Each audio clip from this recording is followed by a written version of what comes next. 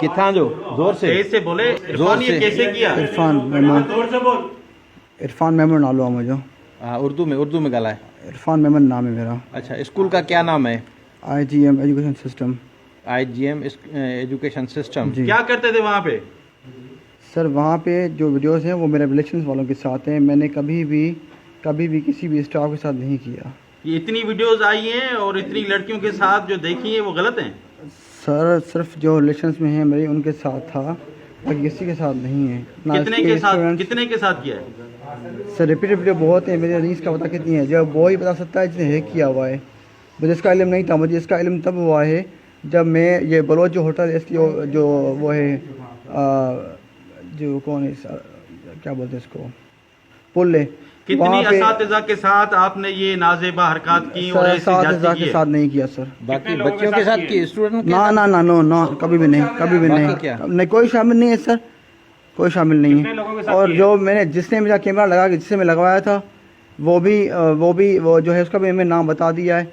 और जो उसका अली लोधी इसका नाम है, जिससे कैमरा में से लगवाया था शुरू से। आपके साथ है? नहीं साथ नहीं, उसने कैमरा हैक किया हुआ है। हाँ। और मेरे पास जो बंदा आया हुआ था जिसने मुझसे पैसे का डिमांड की, उसका नाम था शकील, जिसने खुद को नॉमिनी किया था कि वो पाकिस्तान नेवी के इंटेलिजेंस से रब्ता रखता है। फिर उसने मुझे बोला कि पाकिस्तान रेंजर से वाबस्ता है। फिर उसने मुझे बोला कि पाकिस्तान ISPR से वाबस्ता है।